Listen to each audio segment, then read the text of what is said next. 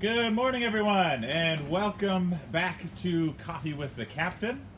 Chief Mate Jeff Crosby here behind the camera. In front of the camera on left-hand side, we have Captain Jan Miles. And on the right-hand side, we have special guest Stephen Russell, former Pride crew member, now works for the Baltimore Fireboat. You'll talk about that later. So, Captain Miles, what have we been up to this week? There's been some thumping going on. Thumping, lots of thumping. So caulking goes on and goes on and goes on, and we have goals, but there's always more to do. It always takes longer than you had hoped, but it's going very well.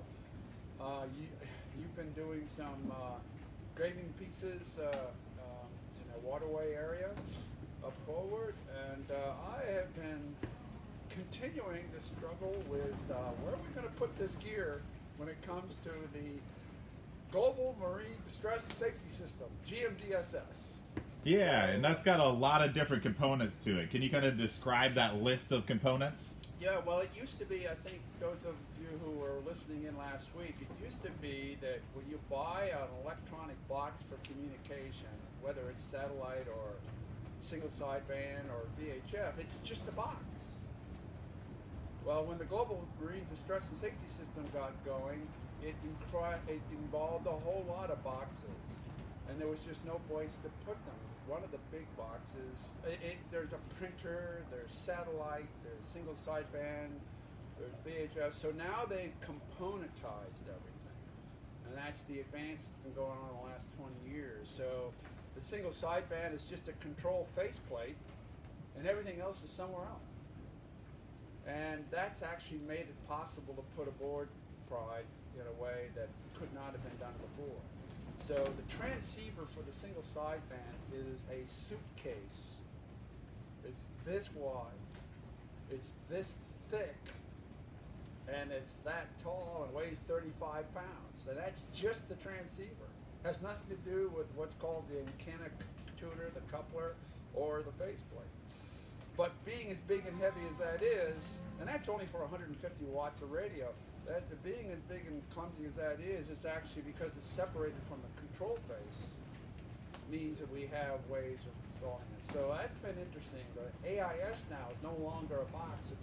That's the position system for ships. It's automatic. It involves a VHF antenna, involves a GPS antenna. But it's a separate transceiver and a separate face. No longer is it one big box. The VHF is still a box, but it's a pretty small box. Then we have satellite communication, which we have to have two. That involves either a computer or a face controller, transceiver. So it's been quite an adventure. There's also NavTechs. You gotta have NavTechs. Actually, in Europe, it's a wonderful thing. In the United States, we don't get these bulletins as often along the coast because they don't have as many stations. But you're over Europe, they're less than 50 miles apart, sometimes 100 miles apart, and you can go through it, the entire English Channel, the North Sea, and the Baltic, and down the coast of the Mediterranean. And generally speaking, you can receive every 6-hour weather bulletin on the coast, a coastal-oriented discussion, traffic information. But because we're sort of an ocean international traveling outfit, we have to carry the NavTechs as well. So it's been quite, and the antenna story, that's still a puzzle in my head. So lots of small moving pieces that we're trying to figure out where to go, how to run the wires, where to put antennas. Yeah. Antenna wires alone, going through the covering board, that's an adventure. We already got 8, 10. We're going to up that to maybe 12 by adding 2 or 3, and they're at the edges of the ship. And we're a sailboat. We're not just rolling around like a motorboat. We're a sailboat with constant angle heel, so that business of water tightness is really, really important. Really, really important. Sure. Well, I'll let you guys take it away from here. So, Steve Russell, you are pilot, as they call it, with the Baltimore Fire Department when it comes to fighting fires from the water. Yes.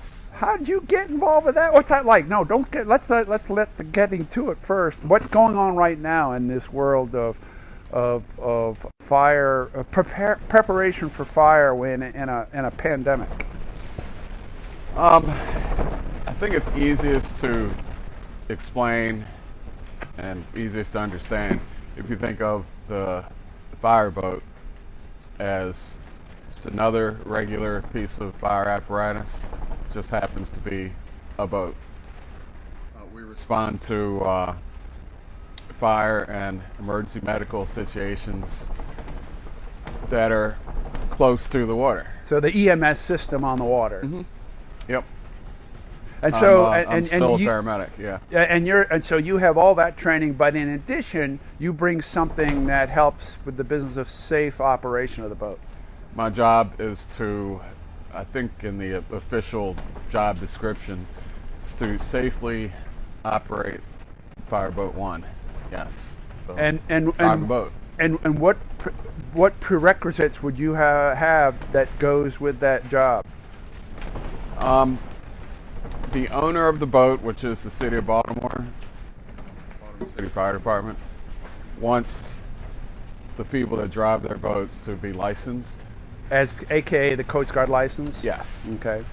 And technically, because it's government service, we're not required by the Fed to be licensed. Okay. But the owner of the boat wants Right. us to be licensed. Okay. So we, of course, follow all the regular Coast Guard requirements. Beyond that, let's see. I started out,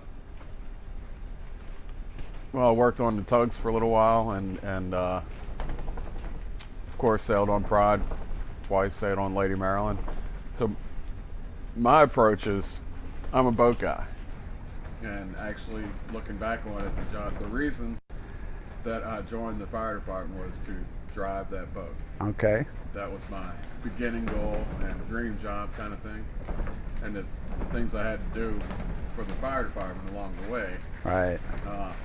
like the entry level position for me was firefighter and paramedic apprentice. Okay.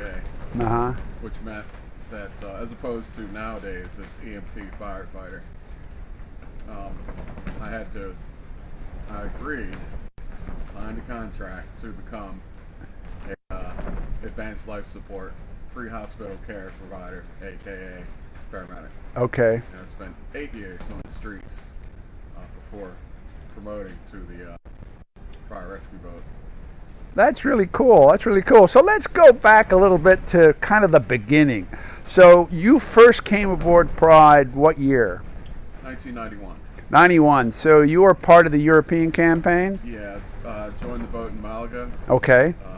March 91. Right. Okay. Semana Santa.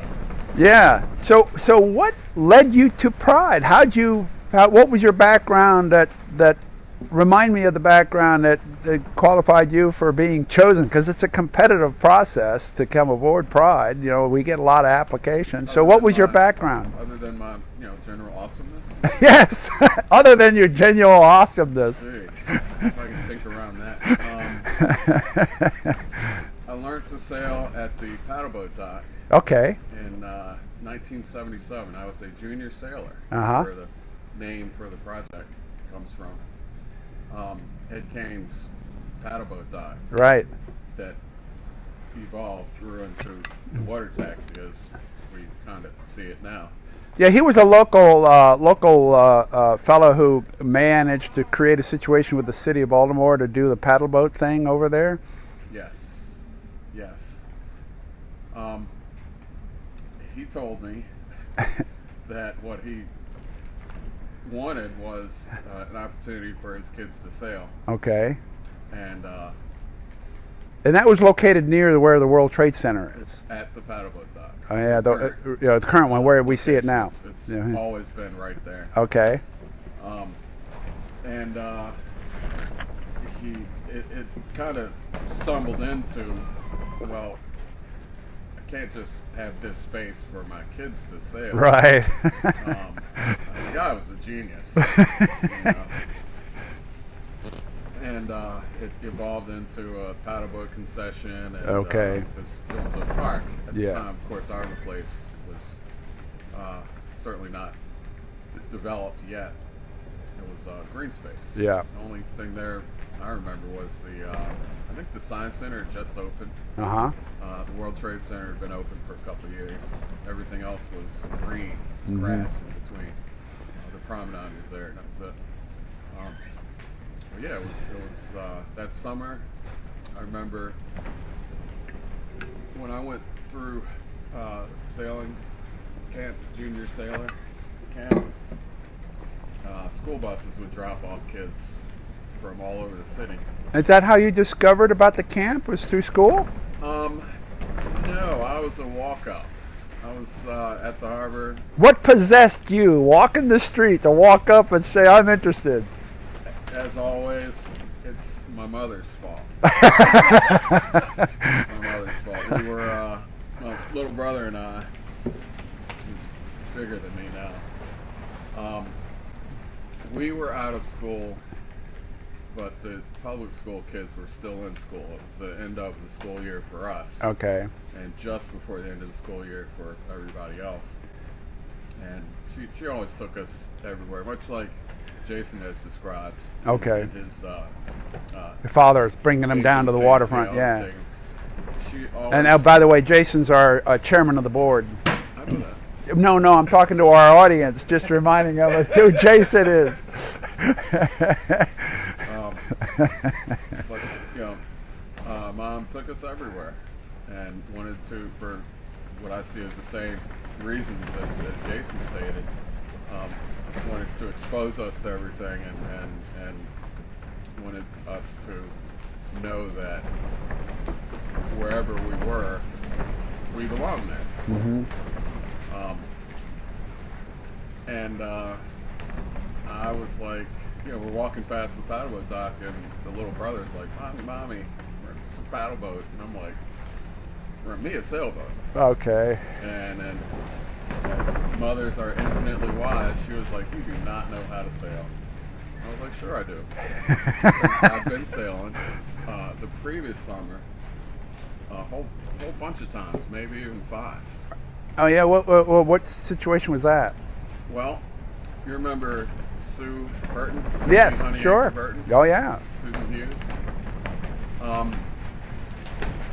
Yeah, she and I sailed together on the old part of Yes, Baltimore in yes. 1980, and so when she was younger, 81, I was on her. She and I together were on in 81, but before that, so you knew her through what means?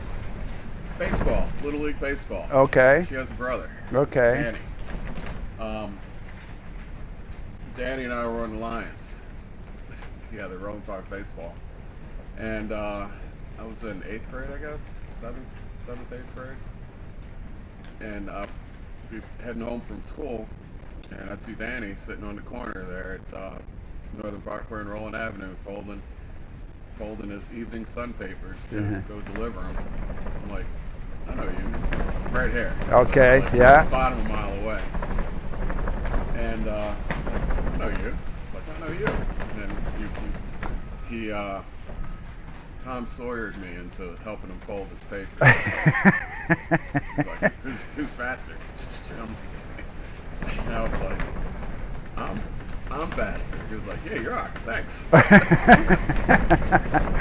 And he became my substitute. I had a morning sun route, and I was his substitute. Okay. Springtime rolls around, and he's like, I need you to deliver my papers this weekend. I'm like, okay. Not Sundays, though. Never delivered a Sunday paper. I'm sure you understand why. Yeah. He's got to do it like, go around like 3 times. Like, finally, it was like, every weekend, where are you going? Yeah. Annapolis. Right. They still have their house in Annapolis. Right. At the time, it was described as a cottage. Right. It was very generously described as a cottage Right. back then. It's Yeah. a very nice place now. It's like, well, I'm going with you next weekend. I'm like, what are you doing down there? Basically, they're frolicking in the bay. Right. Yeah, there's a You know? beach right there. You're looking at the Bay Bridge. It's on the southern shore of the Seven River Roads, and it's just further east of Back Creek, and it's a beach area that's changed a lot in the last 40 years. But back then, it was you went kind of through a forest to get there. It's a dirt road kind of thing, a little cottage, summer houses stuff. But it was a beach, and it's a lovely little beach. And up a ways, Still named Bimby Beach. yeah, and up the ways was a popular beach and music venue place for African Americans up there quite a while ago. Some of very famous names were playing there in those days and before. So you went down, and I remember visiting the Burtons when I got to know them because of Sue and I sailing together in '81. But yeah, so that's where you go down and you got frolicking on the beach and doing some boating then. Yeah, doing all the stuff that once you learn how to sail, it's like don't do that, like standing up on a laser, standing up. I knew before my first day as a junior sailor why it's called the boom. It's the last thing you hear. It should be called the oof. That's the last thing. Oof, as you're pitched overboard. I've had that feeling of being on the boat 1 minute and next you're like swimming after it. Both of you have fallen off the boat and the main's still cleated and it's like going away from you. Fortunately, this was like in 6 feet of water. Yeah, so right, yeah. All the kids stuff, no PFDs involved. Don't tell Mrs. Burton that. But yeah, so in 77, that was like summer of 76. A couple, 3, 4 times, enough to, I know how to sail. Yeah, and so we go to 77 and you're walking down. And she basically gave me the suck it up, buttercup, and I'll sign you up for sailing camp, because she saw the listing, the sign. Go out with your brother for 30 minutes on the paddle boat, sit next to your little brother. We didn't fight all the time. And you can sail for 2 weeks. Mm-hmm. It was Monday through Friday, for 2 weeks, and that was summer '77. I've been haven't gotten far since then. Yeah, and what kind of boats was that with that in Cane Bay Head? Tigers. Oh, Bay Tigers. Okay, I'm not familiar with them. Actually, definitely a shout out to the head instructor back then, Mr. Tom Price. Oh, okay. Who's watching right now, by the way? Below. As he commented recently, I was well taught to sail, or taught to sail well. I wouldn't say I'm the best student ever. So of course you have the opportunity to race, and as a junior sailor back then, and I was known as S. I'm like, that's probably my first sailing nickname, S. Of course, Steve. Yeah. Yeah, was for my wake. Oh. Racing. Yes. Let's go. I'm in 7th. There are only 5 of us, but you're in 7th. It was something that it's not like I think I'll pick this mug today. It's more like my hand is like being driven to do this. Boats, sailing. So if that was the late 70s, we're in the early 90s when you joined Pride. What was going on in between? Well, I saw this girl, and I was done. It's like, we are going to be together. Okay. Her name was Pride of Baltimore. There was a singular focus, drive. Huh. I was done. That pretty much the minute, just look over at the finger piers. That's probably where I was sailing off to during those races. I'm like heading over there. And we would occasionally cross paths with the crew. They'd come over to the paddleboat dock or whatever. Because the instructors were, well, a lot of the people hanging out were in their early 20s, about the same age as a lot of the crew, prod crew at the time. And there was a bit of interaction. And it's like, I was 14. Okay. It's like, I could never be like that. They're so cool. And, Yeah. I mean, they're really so. Trying to think of the French for really don't care. Really don't give a who we're doing this. Some of those guys might be from those days. Might be watching Father Leroy. Yeah. Paul. But in the meantime, I started working at the paddleboat dock. Ed started the water taxi service, regular water taxi service. It was very hit and miss before 1980. 1980 Harbor Place opened, so there were actually stops around the harbor, along with passengers to carry. And I got my documented my sea time from being a deckhand on the water taxi. In 1983, sat for my license. It's a 25-ton operator. Yeah. Which is way bigger than a six-pack, I'll have everybody know. I'm two types of snob. I'm a schooner snob. And I'm a licensed snob. So I'll just put that out there. But yeah, started, and just like learning how to sail and do all the stuff that it's like you don't want to do, you don't want to happen to you. My first year driving the water taxi, it's like, things happen.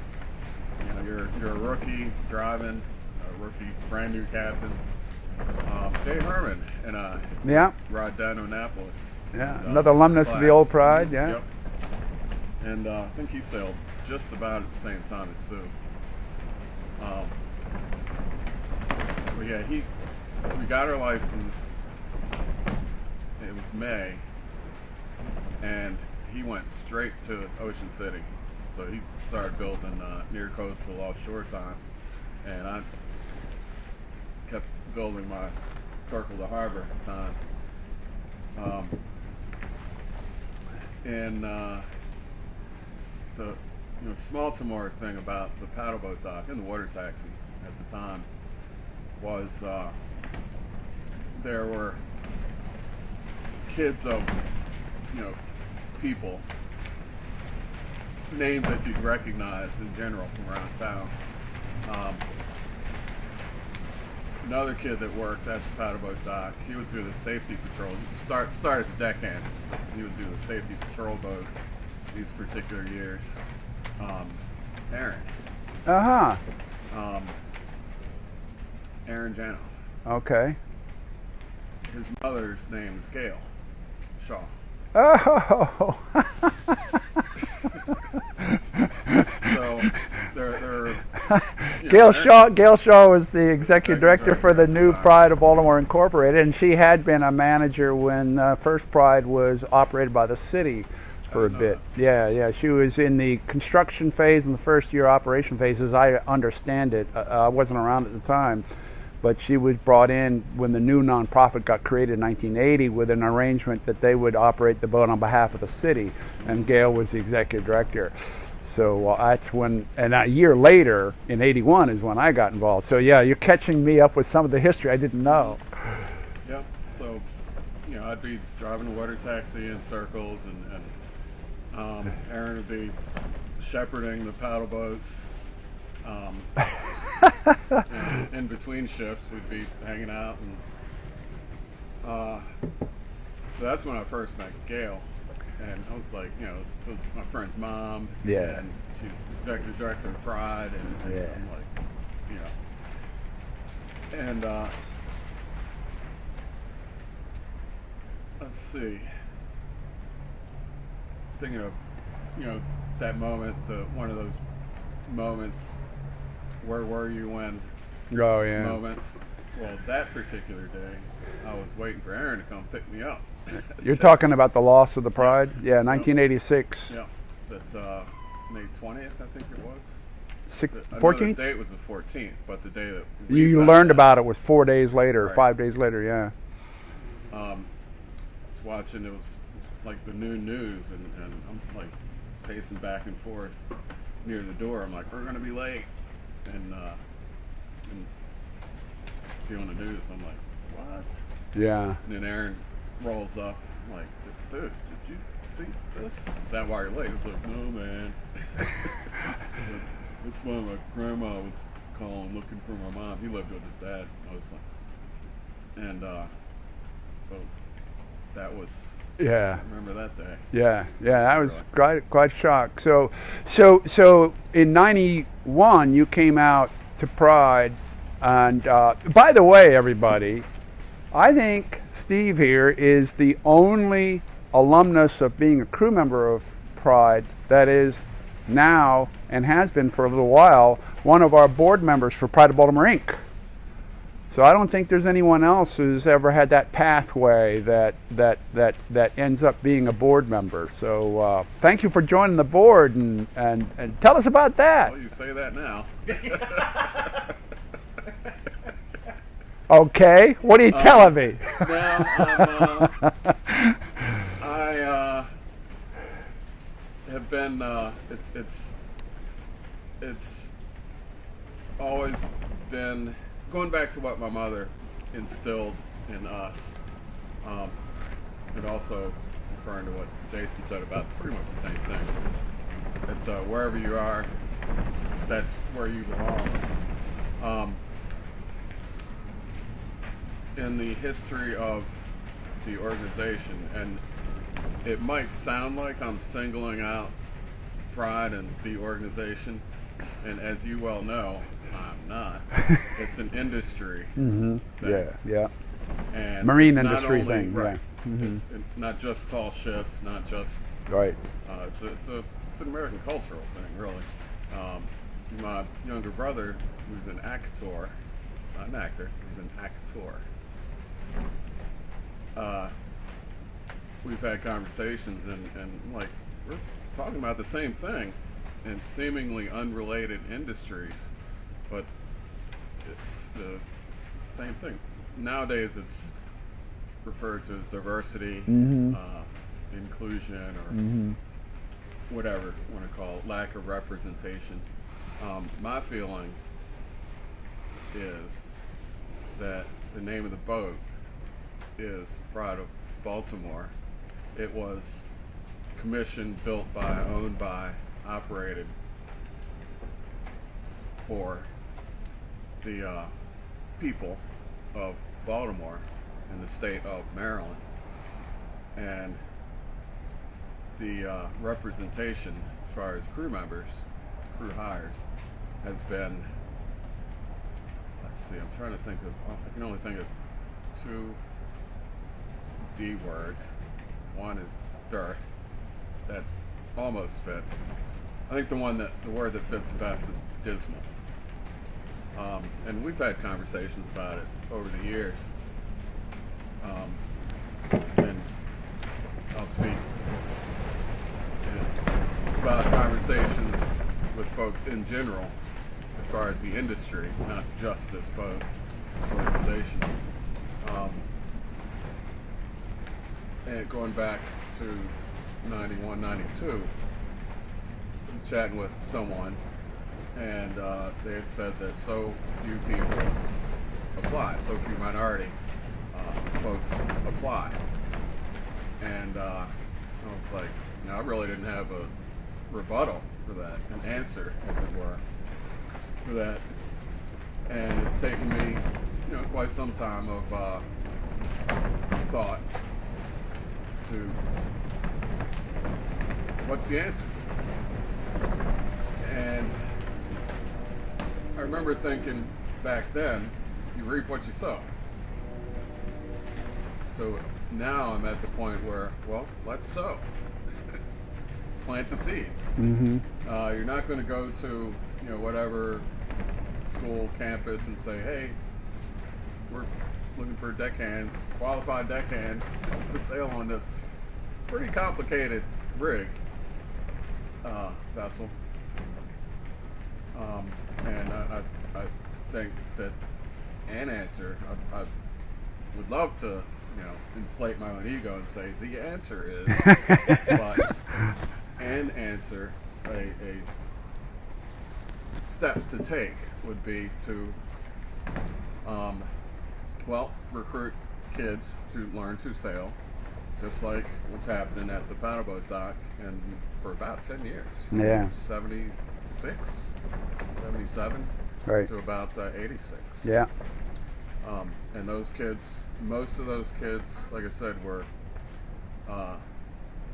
rolling in from, I'd say about 90% of those kids were rolling in from whatever rec associations, community associations, rec centers, from all over the city. There were a few from across the line, and there was no charge for them. Mm-hmm. It was free. I have no idea what the arrangement was as far as, between Ed and the city. My guess would be that there was a credit, versus his rent. Mm-hmm. Because, it was city property. All the water taxi landings were city property at the time. Pretty much all of them. And I think that was the consideration. Each kid is like minus $1 per year or whatever, versus his payment to the city. But yeah, I think that's a not unreasonable venture for the organization. Yeah, well, the no question that if there can be a way for Pride Inc. to assist others in eliciting some interest, but one of the things that has been a constant with Pride, starting with the old boat, in my experience, when I became captain in '81, and all the subsequent years and voyages, is that our application system goes out throughout the country. Mm-hmm. Because Marylanders, without regard to ethnicity, Marylanders do not step up to the plate in any kind of volume to do anything but be possibly a representative portion of the crew. So it could changes from year to year. But notwithstanding the Chesapeake Bay as a place to grow up around for Marylanders near the bay or out on the Atlantic side, I would say that we're lucky if we have 1 or 2 Marylanders in the complement of the crew of Pride, and that's been consistent with some dithering, but basically consistent as a long-range average for 40 years. Right. So the business of ethnicity doesn't even reach us, because in order to have the minimum qualifications to be aboard the Pride as a hand has been so demanding that we've gone right across the country, and there have been some efforts to get more engagement. There were 2 programs, 2 years, separate years, where the old Pride of Baltimore, we reduced down the crew from 12 to 10 and kept 2 berths aside for folks that were applying for the opportunity to come with Pride. And that's how we got Nina Shack on board later on. She came aboard for this. She wrote a composition among many. There was a screening group that screened the compositions, and she, among others, joined the boat and wound up coming back after college and was unfortunately on board for the tragedy. So the business of ethnicity is hard to address when hardly Marylanders can be more than 20% of the crew. So it's a laudable thing for representation on an overall scale. You know, Pride representing Maryland, both the city and the state. Is very tough to get that. But I will also say that this is not unique in the entire commercial marine history, African American history. There's a book by a gentleman that you would know, at least in reference, if not directly, Jeff Bolster, brother of Peter Bolster, who you know through Living Classrooms in Lady Maryland, who wrote a book, and it's a very scholarly book called Blackjack. And Blackjacks, and it's 100. Roughly speaking, there was 100 years between the mid 1770s, the 1700s to the mid 1800s, when all of the watercraft, commercial watercraft activities, probably 60% or more were blacks. But in the mid 1800s, and this is a bit of a euphemistic summation, whites discovered unemployment, and when looking around realized that they would be able to go sailing and bump the African Americans off, and so the proportions fell way down in the mid 1800s. And what is interesting to realize is between the mid 1800s when that happened and after post World War II is so how is it that African Americans, blacks, don't come to the water in great numbers? It's locally different. You know, you get into the Gulf of Mexico and you'll see a lot of black activity on the water. But it's still commercially deep sea towing, it's not a big number. And my wife, as a teacher, can speak to folks from unions doing unloading, loading at Dundalk, looking for folks to come and go to high schools and go to career days at high schools. And one of the big problems is getting involved with drugs. You can't have that and be that later on, have that history and be that later on. So what was it like when you came aboard Pride? Let's go back to your personal experience. What was it like finally getting aboard the second boat and being a crew member? Well, let's see. It was, well, of course, pretty cool. My interview with you and Linda is the only job interview that I've ever had that took place, I don't remember, that took place at a restaurant. And I was pretty sure I had the job only because I didn't order a second carafe of wine. I was like, it's the only interview I've ever had over a carafe. And it's like, I so wanted, because, you know, I was actually working in my dad's office. Uh-huh. And Ms. Ward. And what kind of work? Manager. What kind of work is that? He's now retired, orthopedist. Oh, okay. Mm-hmm. MD. So I was. Good afternoon, Dr. Russell's office. Okay. From 8 years old, kind of thing. And here I was, 28, and my mother was the office manager, and she was like, This is not. This is a high school thing. If you're home, if you're in college, home on break, like fall break, not even summer break kind of job.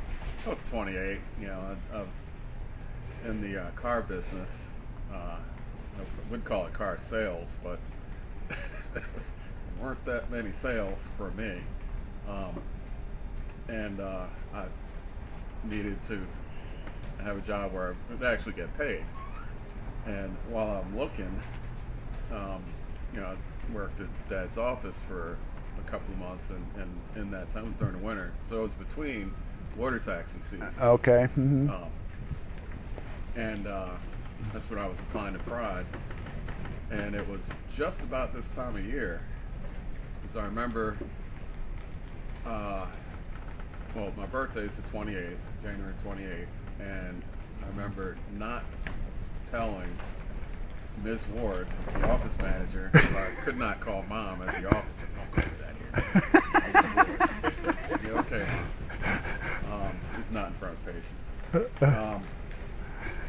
yeah, I so wanted to tell them that I was going for this interview because they knew what it meant. Yeah. They had to live with me. Yeah, right, 14 okay. years Yeah, right.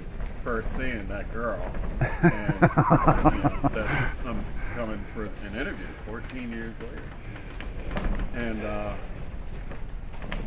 I also had to request time off from work. I had to leave early to come to the interview, and we met I think it was John Claus, and over at Graph, I'm like, this is surreal.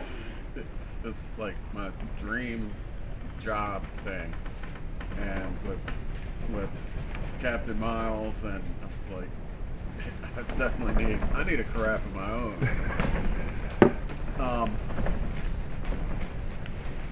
And that all happened because David Ellerby had sailed the previous half. Another Baltimore. Yeah. And he and I were buds I was best man at his wedding, actually. From the paddleboat dock. He was a wizard sailor. I was like, I was always looking at his wake.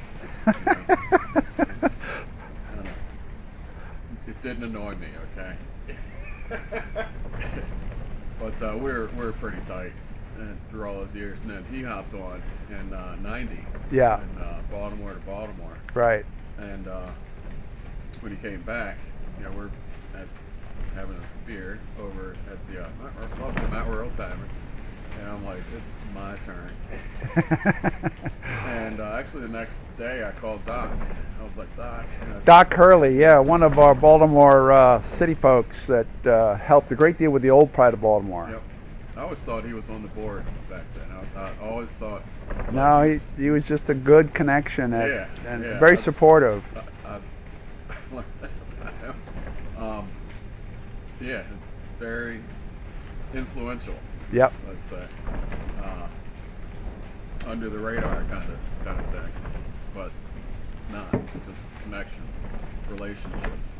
But yeah, I knew Doc from the paddleboat. Yeah. Okay. So he was in city infrastructure operations kind of thing. Yep. He knew a lot of the PDC. players with the city management stuff.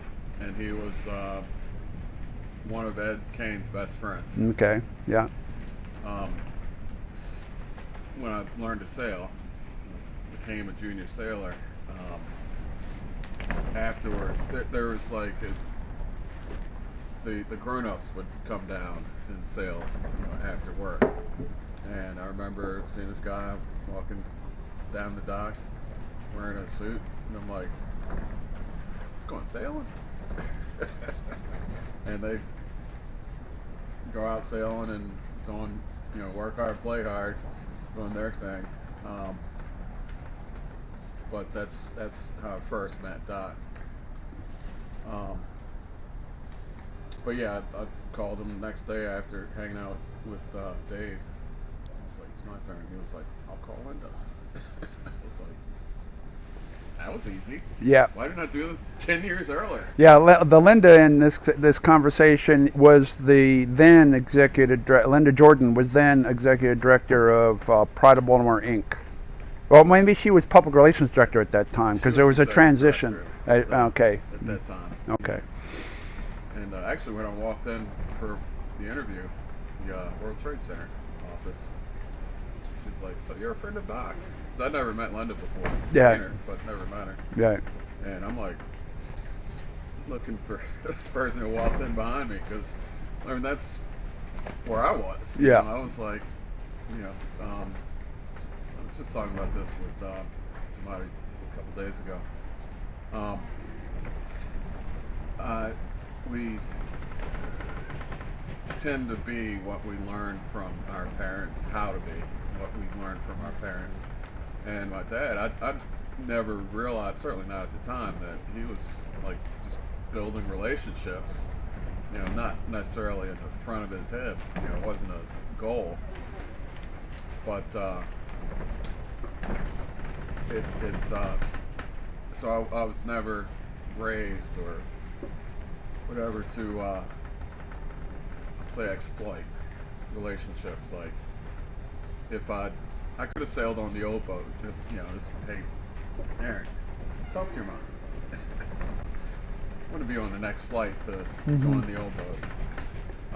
And that was never in my mind. Okay. It's like I gotta, I know how to sail. I gotta figure out how to I gotta figure out the secret knot myself. And then I'm calling Doc. Like, it's my turn. But yeah, I had the interview, and at the end of the interview, you said to me, "We'll have you if you'll have us." And I was like, "Okay, I guess." You were cool.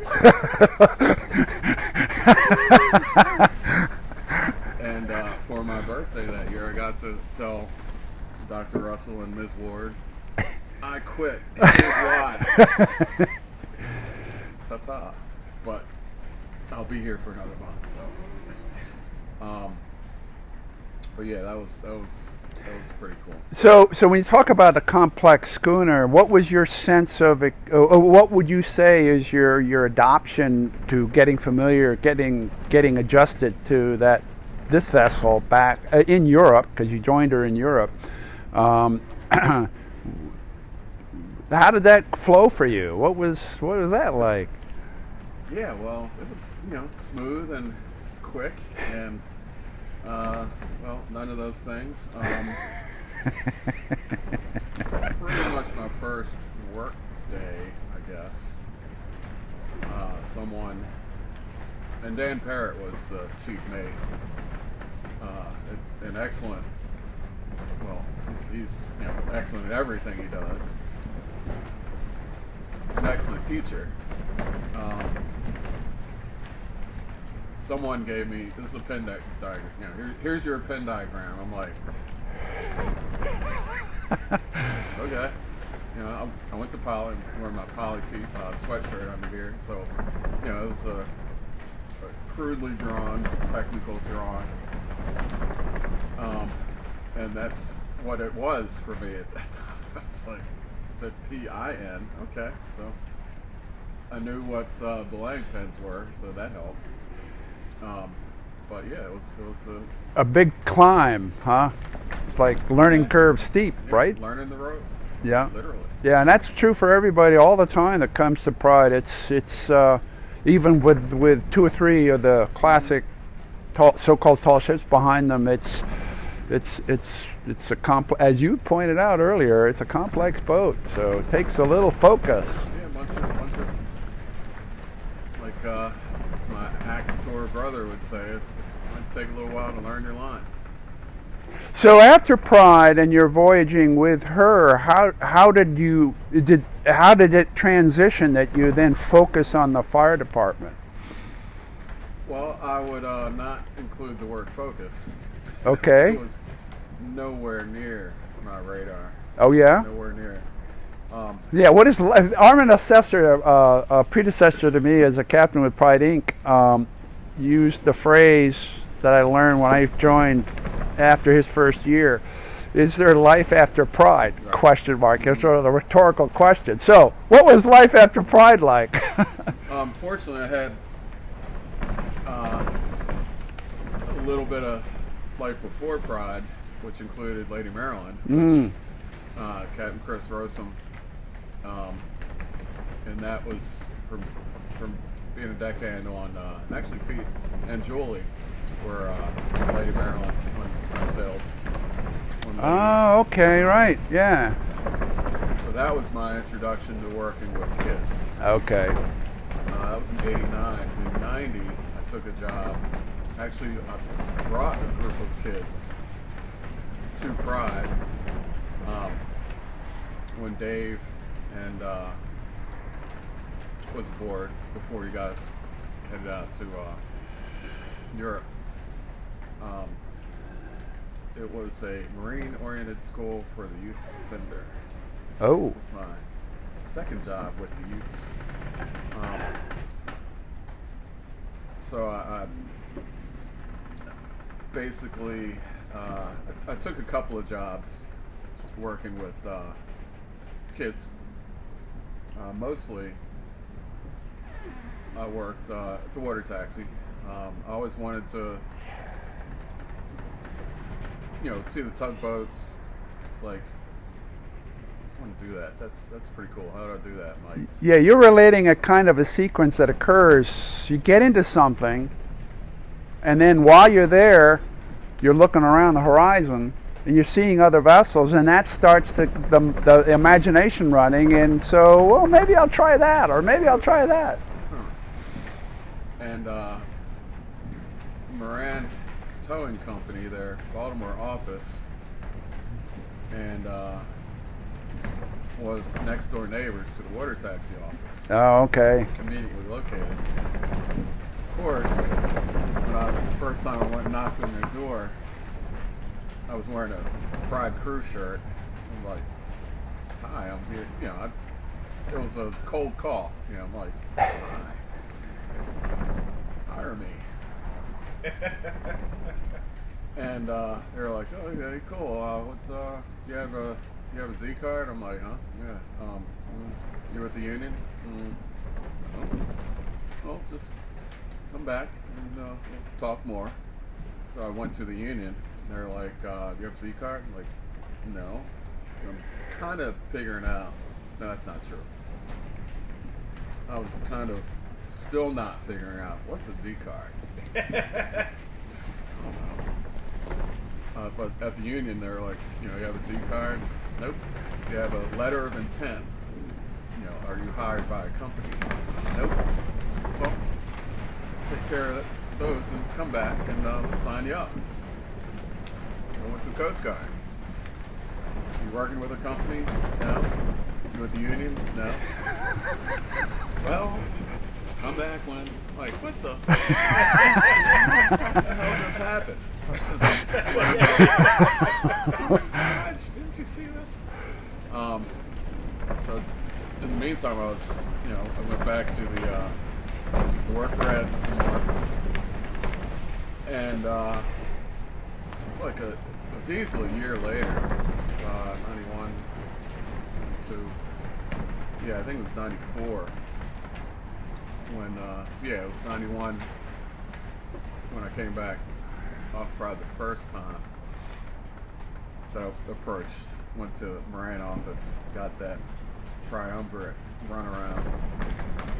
In 94, I walked into the water taxi office at the end of my shift, and the shift manager, Lynn, office worker at the time, said that Moran had said if any of our captains had told her that if any of those captains are looking for off-season work, it was in the fall. It was like late fall, like it's a little chilly now, fall, like November. If any of your guys are looking for part-time work or whatever, then send them over. And I was like, really? Okay. But of course I had to think about it for a couple of days. And by the time I went over there, they already hired another water taxi guy. I was like, see, that's what I got for thinking about it. And then about a couple of weeks, I don't think it was more than a couple of weeks later, I see that guy. He was still working at the water taxi. But I see him, his arms in a sling, and he's like, driving the boat with one hand. Like, aren't you over there?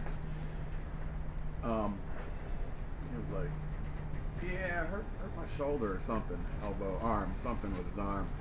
I'm like, how'd you do that? So climbing up the side of a barge. He was a couple of years older than me. And I was 31 at the time. So he was probably in his mid-40s, early mid-40s. At the time I'm thinking, of course, you're old. I'm at the side of the barge. They should have hired, they should have hired me in the first place. And so I went back over, and it's like, next thing I knew, I was climbing up the side of the barge. So they got you your letter, you got your Z card. No. Oh. No. No, they just hired you. Right. it was a next door neighbor thing. It was a who you know. How about that? Right. But yeah, they're always climbing up the side of a barge with one hand, because the other hand Carrying a line. Yeah. no lanyard, Uh-huh. and to start swinging and busting ice. I'm like, Oh. I see how. Oh. I see how, dude. Like, it's about halfway up. I'm like, I'm pretty sure I can make it the rest of the way up there. Mm-hmm. But yeah, and I ride the tugs through harbor work and learn the practical meaning of not under command.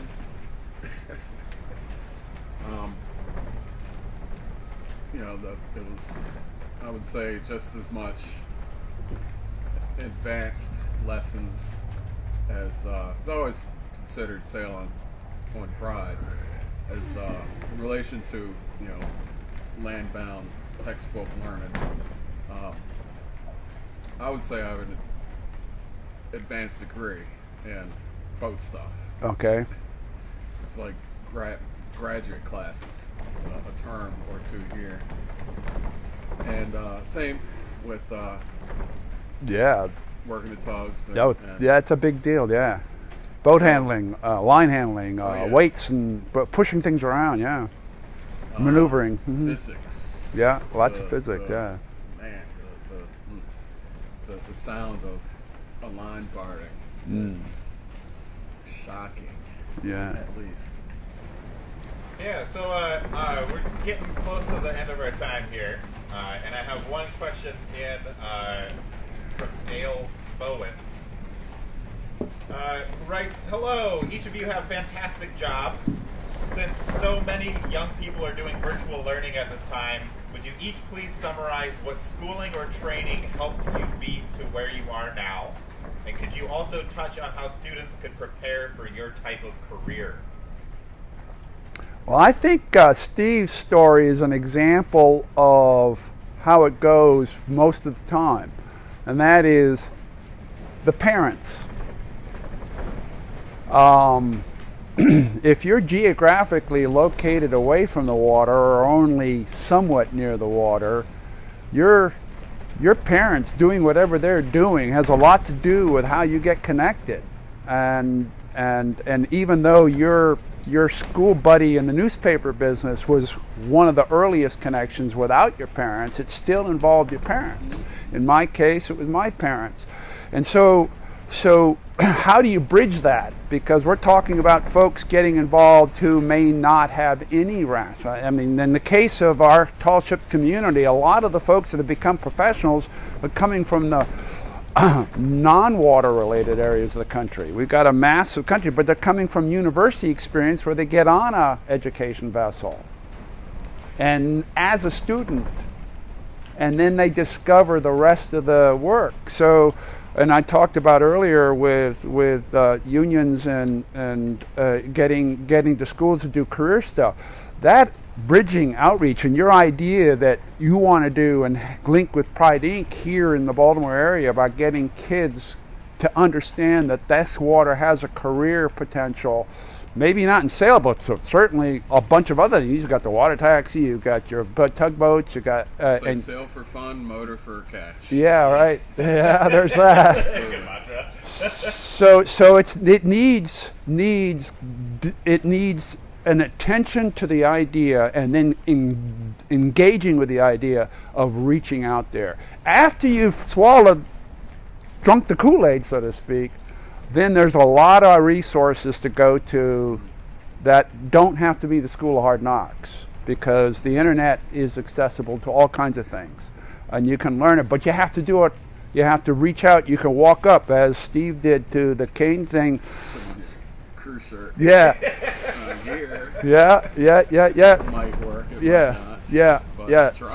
So for those who are not near the water, that's a challenge. It needs parents to do it. And other outreach actions, scouting, sea scouting in the Great Lakes. There's some sea scouting. You don't see it much on the East Coast, but you see it in the Great Lakes a little bit. So I think there needs to be activism. You want to do some activism. You want Pride Inc. to do some activism. but it's a chain link of a lot of different elements and a lot of different levels at age ranges. Yeah, we're in a community. It takes a community, absolutely. But you got to want to do it. That's what I'm. Yes. Yeah, you wanted to do it. The number one thing I want to point out is that for me and for my story, I guess, the vehicle was sailing. The entry was sailing camp, junior sailor, 14-year-old. What I learned from sailing wasn't necessarily how to tack. It certainly wasn't, how to race. Well, what I learned was, and I didn't know this until many years later. It never occurred to me. There was a ninth grader in a huge school, co-ed. There were no girls in my middle school years, and there were like girls, women, like all over the place. Ninth grade on, and I was I've never been a good book student. There were 45 kids in my classroom, and I'd place myself at the bottom academically, as far as my homeroom. And there were times I'd struggling with whichever lesson it is, whether it's French or which I was actually okay with, or whatever. I'm like, I bet I'm the only person in here that knows how to sail. So that confidence helped me through my day, each day, all 5 years of high school. That little bit, approaching, whichever girl, like, oh my goodness, she's sitting next to me. A couple of these girls are now women, we're still good friends, especially now with Facebook. Good friends again. But just that singular experience of learning to sail instilled in me, or brought out the confidence to, I'll try that. Not just, I wonder what that's like. I think I like that. I think I want to drive the pilot launch. It's like, I want to drive that boat.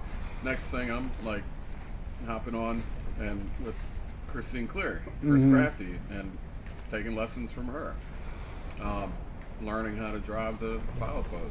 But the confidence to present myself for that opportunity is the number one thing that I think I learned from sailing camp, sailing school. That's fantastic. What I want. Yeah, that's great. That's great. Yeah. Well, thank you for joining us this morning, Steve. And thank you all for watching this morning. I want to special thanks for those who donated. That helps keep this program going. Stay tuned next Saturday for the next installment of Coffee with Captain. And Captain Miles, do you have any parting words for us this morning?